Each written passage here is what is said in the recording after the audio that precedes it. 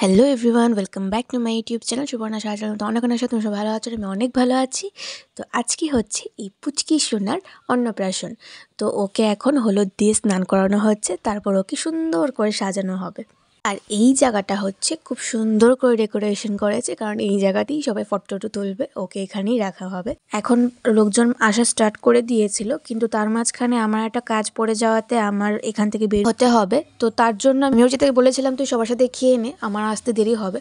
ও বললো যে না, তুই আসলে পরেই আমি খাবো। তো আর কি করা যাবে, এখন তো আমার বেরোতেই হবে। তো আমি বেরিয়ে গেলাম, আর এখন কাজ শেষ করে আবার ওদের বাড়িতে যাচ্ছি। আর অনেকটাই লেট হয়ে গেছিলো, প্রায় 5টা সাড়ে 5টা বেজে গিয়েছিল। তো অনেকটা লেট হয়ে গেছে, আর এর জন্য আমাকে যে ও কতবার ফোন করেছে হিসেব নেই, কখন আসছিস কখন আসছিস। আমরা এখন সুবর্ণাকে আনতে যাচ্ছি।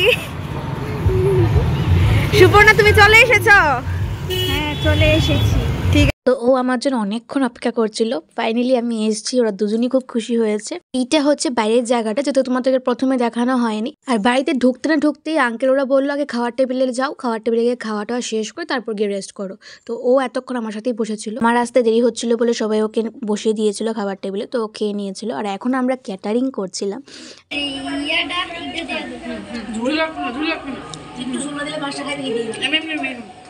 একদম কম ছিল।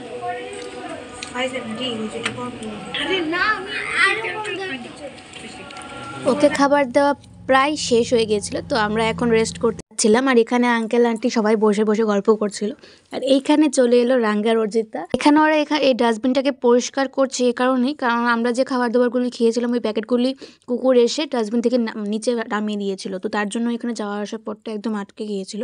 তো তার জন্য ওরা পরিষ্কার করে দিচ্ছিল, যাতে লোকজনের যাওয়া আসাতে কোনো প্রবলেম না হয়। এখন স্নান করে আসার সাথে সাথে ও আমাকে হাতে মালা পরানোর জন্য ব্যস্ত হয়ে গেছে। ঢুকতো না, তবে আবুর হাত আর আমার হাত কি এক?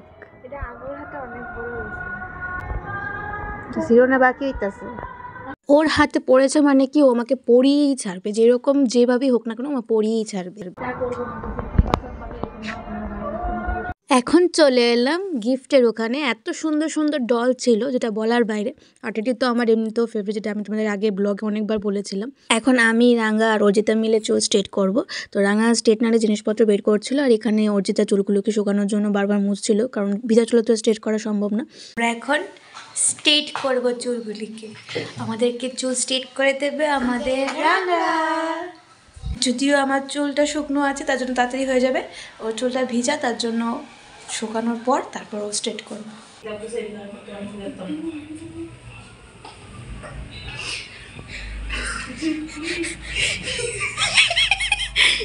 এগুলি কি করছো তুমি? নতুন একটা গান বের হয়েছে না, সবাই বানায় বানামি শর্মিলি, এরপর ভুলে গেছি। ও এরপর বিলে গেছে না? আচ্ছা, ঠিক আছে ঠিক আছে ঠিক আছে ঠিক আছে ঠিক আছে। বসে গেছে স্ট্রেট করতে। হ্যাঁ, ওয়াও, ভেরি নাইস। বিউটিশিয়ানের নাম কি? দেবপ্রিয়া। আর তোমার নাম? স্বর্ণা। এখন আরেকটা সাইড রয়েছে, ওই সাইডটাও করবে। দেখা যাক ওই সাইডটা করার পর আমাদের স্বর্ণাকে কীরকম লাগছে।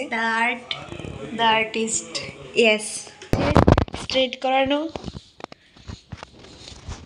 ওয়াও কি সুন্দর লাগছে, তাই না? থু থু থু থু থু, নজর না লাগ যায় মেরি বাচ্চি কো। হ্যাঁ, আচ্ছা ঠিক আছে, হয়ে গেছে, তোমরা শুনে ফেলেছো সবাই, ঠিক আছে হয়ে গেছে, চলো। আর আজকে দেবজ্যোতিরও বার্থডে।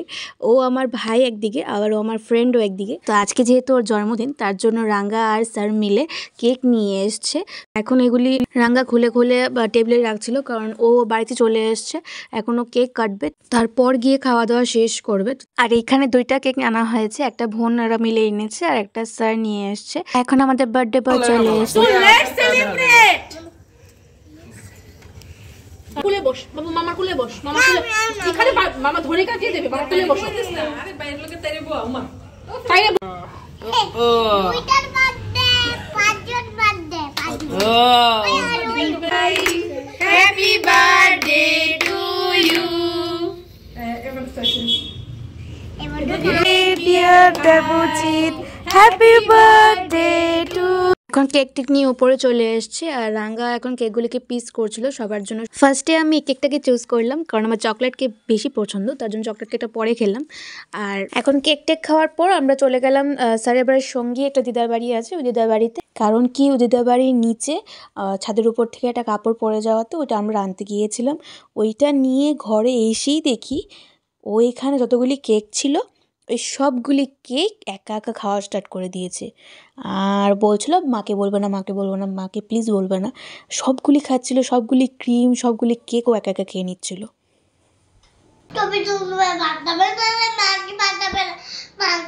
আর অনেকটা রাত্রেও হয়ে গিয়েছিল। আমি তো সন্ধ্যার দিকে খেয়েছিলাম, তারপরও আমার পেটের মধ্যে একদম খিদে ছিল না। তারপরও জোর করে সবাই নিচে নিয়ে গেল যে খেতেই হবে, কম করে খাও, সবার সাথে খাও, কিন্তু খেতে হবে।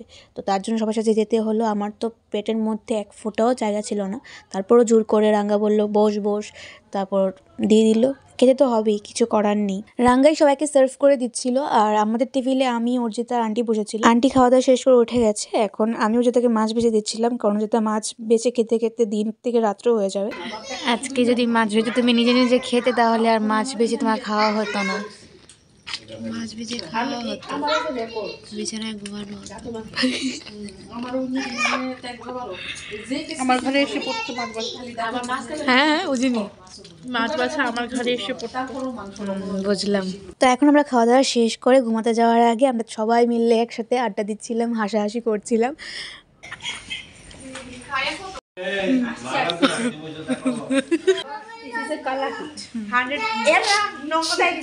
আর এখানে আমাদের অম্বিকা রানী ড্রেস ট্রেস পরে রেডি হয়ে গেছে, ওরও এখন ঘুম পেয়ে গেছে, সবাই ঘুমিয়ে যাব, সবাই টায়ার্ড ছিল। যাই হোক, আজকের এই ব্লগটা এখানেই শেষ করছি, দেখা হবে নেক্সট ব্লগে। তো গুড নাইট।